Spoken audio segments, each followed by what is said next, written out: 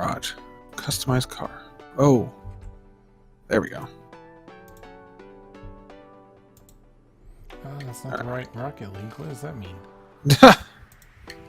Oh, come on now. Oh, there we are. Beautiful. Alright, here we go. Alright, guys. We are on another co-op, and I have with me the wonderful Mr. Brandon. How are you? Brandon Z, as he's known in the Facebook group. Yes, how's it going?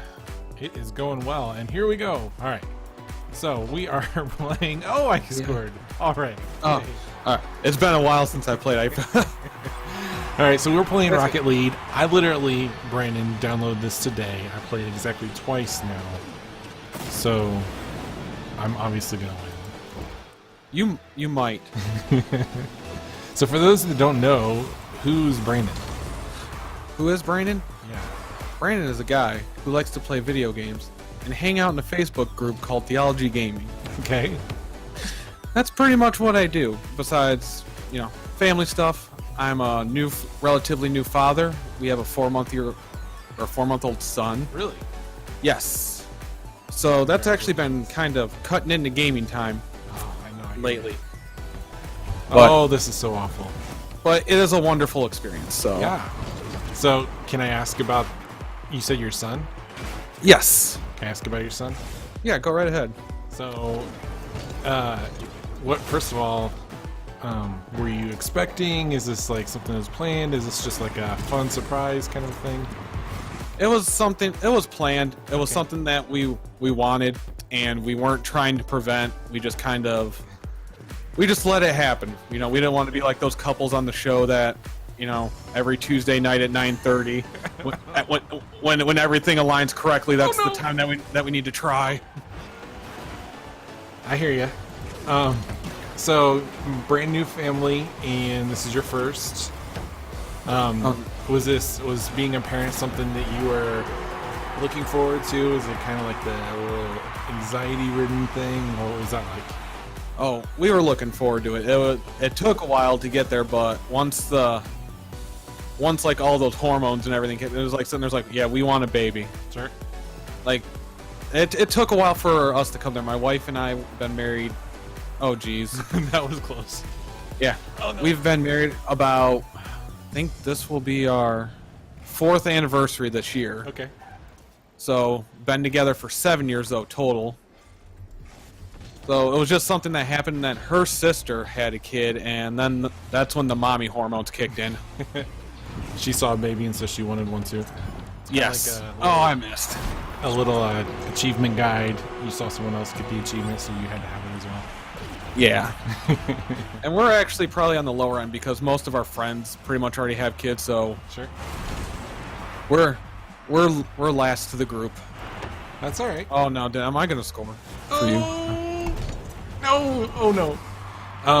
I actually have 3 kids, but my sister-in-law just had her first, so. Oh man, 3, huh? Yep. 3 of How's our that? own. For now, it's good. I don't know if we'll have more, but talking about that or talking about adopting or foster care, all that stuff. So those conversations always kind of kick in. It's definitely not something that you just like sign up for and you think about. I mean, you saying, hey, let's play Rocket League was like, oh, I guess I'll spend $20 to do, but a decision like that's a huge thing. Oh my goodness. Oh yeah.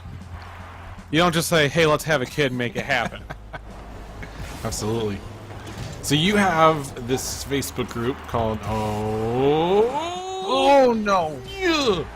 You have this Facebook group called Theology Gaming. Now, what's your role within the group? Me, I am just an admin. Or wait, a moderator. No, Okay. moderator admin. I'm on the lower tier, so I don't really do much. I'm more of a moderator. Okay. So I just hang out there, try to make sure everything goes smoothly, but the group's pretty good about that. We, hardly ever have to step in. Sure. Unless someone gets too theological. Yes. So we like to let people just, say their piece, and everyone's pretty respectful. Absolutely, yeah. We just recently had that thing come up. That's why I'm kind of chuckling right now. So how did you find the group? Like, what was the whole intent of the group and becoming a moderator and everything within the group? I found it just by searching the internet back, when I was having, wanting to, further look into how my religion plays in with my hobby, because I'm still probably a relatively newer Christian. Okay. I was baptized, I think, in 2012, I want to say, possibly. Something like that, but it's been relatively new, and it's, you always hear all these bad things about video games. I mean, video games, music, movies, whatever, usually not had that good of a stigma within the context of the church. Sure. So, I start searching the internet, see what's on there, because you can find anything on there. And that's how I found groups like Game Church, and I found Theology Gaming and started listening to the podcast, and I was really just like captivated by it, and just the way that they talked, and it was like, wow, they think like me, and they're bringing up all these good points, and they're able to just talk about these things and find meanings and debate deeper theological meanings to some of this. Yeah. So I joined the group and just started talking to people. I was on a podcast early on because Zach was just looking for someone to do one with, so I was like, yeah, sure, I'll join in. Sure. And then, a couple months later, they needed some admins, and they asked if I wanted to be one. I said, oh yeah, and I haven't looked back since. Cool. That's awesome, man. So I like to talk to people about, like, what are their games? What is it they like to kind of play? For you, what is your go-to, like? Oh man, I'm getting destroyed. If I don't play this year, I'm going to cry. It's usually Zelda, and the funny thing about that is Breath of the Wild came out, everybody loves it, and I don't love it. Oh wow, okay. Yeah, I'm not that big of a fan of it, but that's because I'm also not really big into open world games. Okay. I usually find them kind of boring. Yeah. Like they really have to be good they have to captivate me and keep me interested the whole time, or else I just get bored wandering around looking at icons of like stuff I can do. Sure, that makes sense. I mean, I'm totally on board with understanding your preferences, because for me, if a game is too linear, I get bored with it. I was playing, what is that called? What's the one with the aliens and it's a turn-by-turn kind of game? Is it XCOM? Yeah, XCOM. And I purchased the whole series thinking, I got like 3 different recommendations. People are gonna love this. Yeah. I played it, and I'm like, I cannot get into this. And so now it's just kind of sitting there, and I've played probably 3/4 of one of the games, and I'm like, I don't even know if I want to spend the time. I know I spent all the money on it. It was a Steam sale, so like I'm not crying over the money, but it was definitely good. It was nice. It's not my cup of tea, so I totally get that. Oh yeah. And I know probably at the end of the year, I'm going to be one of the few people who's not really just enthralled with the game and thinks it's the greatest thing since sliced bread. Sure. And I'm okay with that. So are you a Nintendo junkie, Nintendo junkie, or are you like, I'll play it if it's good? I'll usually play it if it's good, but I'm found in my older age, Okay. and with how my chances for gaming, especially now as a father, like I really need to be kind of picky with how I want to spend my time, because it doesn't come around that often, so I want to make sure I can get the most out of that time. So, I have already huge backlog of games that I've already amassed, and it's like, man, am I actually going to play this? Yeah. So I wouldn't say I'm a Nintendo junkie. I'm a Zelda junkie, because that's probably my favorite series, but there's other games I play. Like, I've also, over the past years, become a big JRPG person. Okay. Like, those are probably even my go-to genre now, just because I like the way that they tell stories, and I also like anime, and you can get like a lot of crossover in that genre of like, oh, it's like playing an anime. That's why I really like the Tales of series. Okay. Now, for those that don't know what that is, JRPG, what is it? It's RPG, usually, that's either turn-based or action, but just very heavily influenced, from Japan like culture. So think of your Final Fantasies and everything.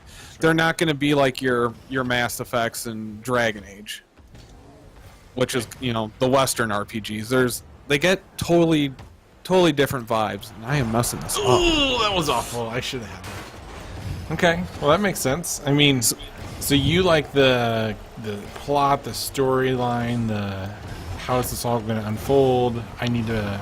Yeah, and the visuals, because I will say Tales, like the Tales series. Those are probably my favorite JRPGs, and I like the drawings of the characters because it does. It looks like you're playing an anime. Like, they get a lot of people who do like artists. The Dragon Ball Z artist, he's done work for Square with doing like all the Dragon Quest characters. So it's like, oh, this looks like Dragon Ball Z. Plus, it's a game I can play. I have no idea where the ball is. I don't know where I'm putting the ball, so. Oh no! Oh no! Oh, he's starting to learn. It's coming back to me now. But I do. It's coming back to me. I do like the linearness of stuff. Sure. Because it's easier to stay on point and make the story move forward. Okay. I'm trying to think. Like, if I play Assassin's Creed, because, I'll say the farthest game I've gotten in Assassin's Creed is Black Flag. I got, halfway through it. But as I kept opening up islands and seeing stuff to do, it was I'd be kind of almost a completionist. Like, oh, man, I need to do all this. And then I would get really burnt out. And it'd be like, I don't want to see any more of this game. Sure. Even though I only got halfway through, it's just there's so much to do. And I don't just, I could go through and just plow through the story, but sometimes just seeing all this clutter on the screen of stuff to do is just it just can be too much at points. Yeah. Well, for me, I know that I love the conversation of how could I make this game that much better? So something like Minecraft, there's no one right way to do it, and that for me is very intriguing.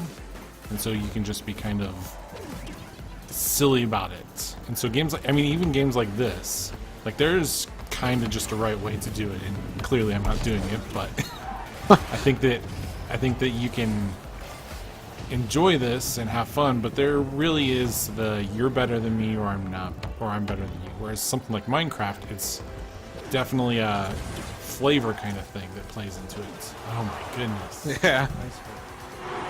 So I think that's important too. Yeah, because like you said, Minecraft, there is no wrong way to play. Yeah. Whatsoever. You can just go in there and do absolutely whatever you want, and you're playing the game, and no one's really gonna be mad at you. Yep. Which this, if you and me were to hop in a ranked match with a bunch of people who have a couple hundreds of hours on here, they're gonna be like, what are these noobs doing? And even the best Christian would probably be swearing right now. Yeah. That's a good point too. Just being frustrated with people dragging them down. But I will say it is kind of really cool to watch people who are really good at this game play. Oh, absolutely. Oh no. I was afraid I was going to screw it up, so I don't. Because you'll see people flying through the air. I don't know if you've gotten to do that yet, but you can actually fly. You can use your turbo and get airborne and fly. Oh, I've seen it done when I watch Let's Plays, but no. We'll get there someday. Yeah, maybe. I'm surprised I have 20 hours in this game, and it's all been about playing badly. Oh. But I will compare this to golf. It's something I like to do, even though I'm bad at it. It's fun. Sure. And it's not like riding a bicycle, right? You really have to kind of work on it to get it back. Oh yeah. Your skills will demean over time. Sure. I think that's probably good to say about any game, though. Oh! I could play Dark Souls for weeks on end. Yeah. And then all of a sudden take a couple months off, go back in, and get destroyed pretty quickly. Really? Okay.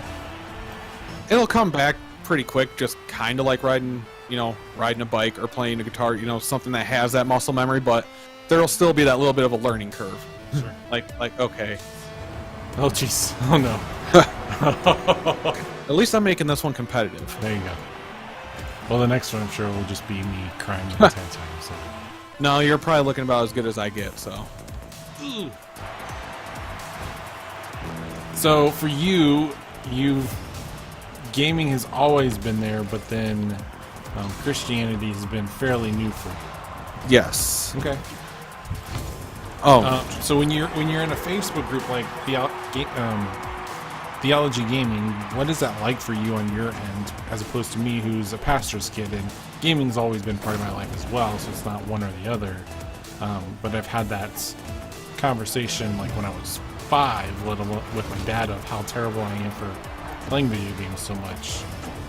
But then this is like, you're an adult, so you can decide if you want to play video games. Yeah. I use it as a learning experience because I will say that probably over 90% of the group has been Christian longer than me, and there's a lot of people who've gone to school and like learned this stuff, have studied it. Yeah. You know, there's a couple pastors in there, and I use it as a learning experience to ask questions and just to talk about these things and get feedback, whether it be about games or even just about anything theological. Mm-hmm. And I use it as a processing thing where I can sit there and be, I guess, kind of slow to speak, as the word says, but just be able to take in what everyone says from all these different denominations, different upbringings, and, you know, to think about things. I can see what other people are saying, think about them in my heart, and also try to study and go from there. That's cool. I like that. So for you, this has just been a great conversation. What does it look like whenever someone hits that topic of gaming that does not mesh with your experience as far as what you've done, but then they give a biblical answer, whether right or wrong is irrelevant, but they give you a biblical answer that would seem to defend their side of the situation.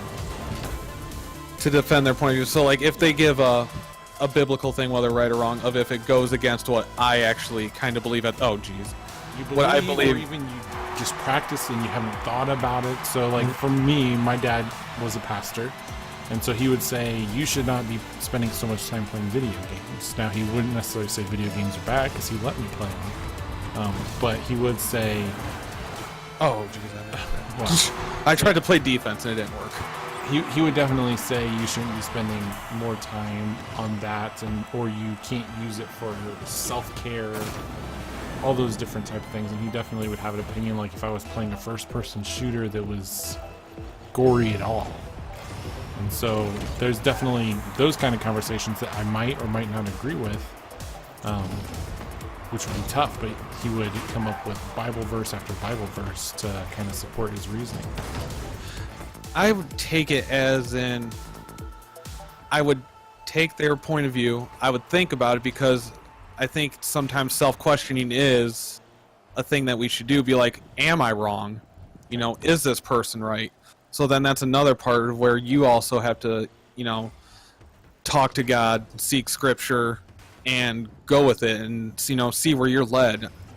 Because there's so many different viewpoints out there that, you know, we're probably wrong on a lot of things that we might not know. And, you know, our points of views are going to change over time. Like, I could sit here playing all these now and be totally fine with it, and then 10 years from now, I could be a totally different person, be like, yeah, I probably shouldn't be doing this, Sure. and here's why. Sure.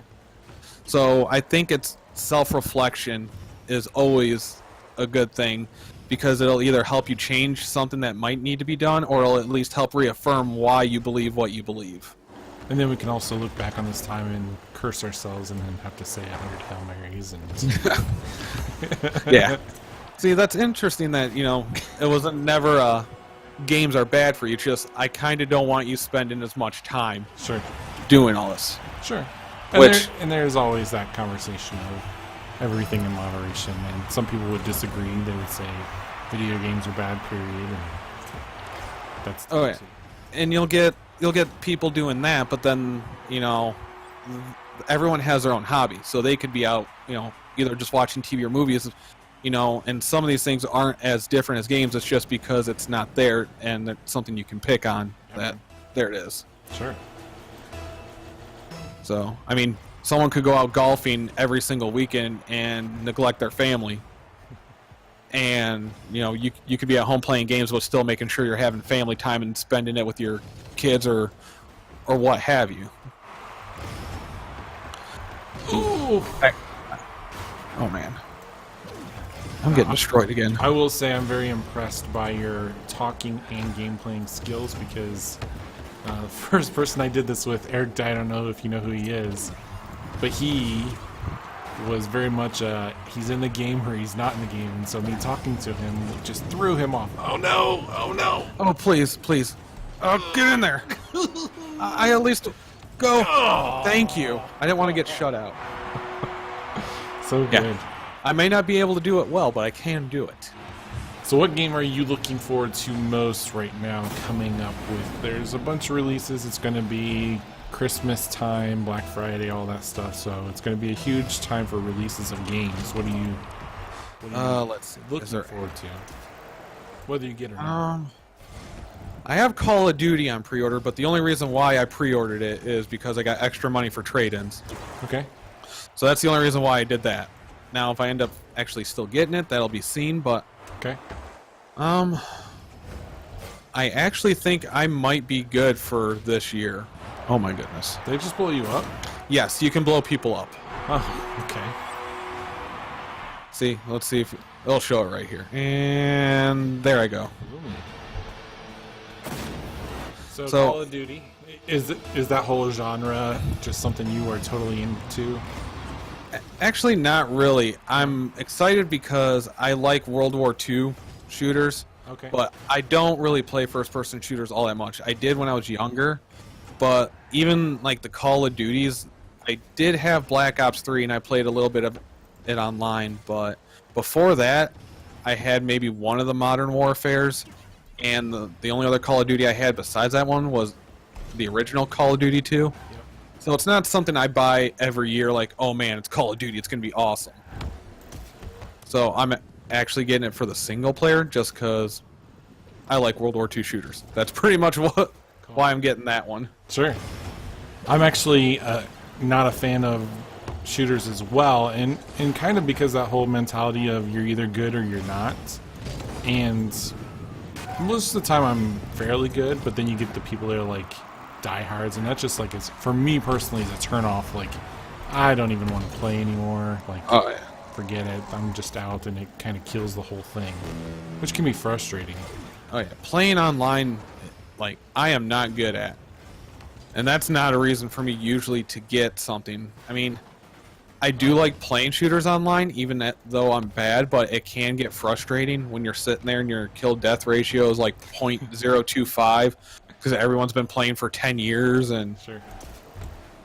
Yeah.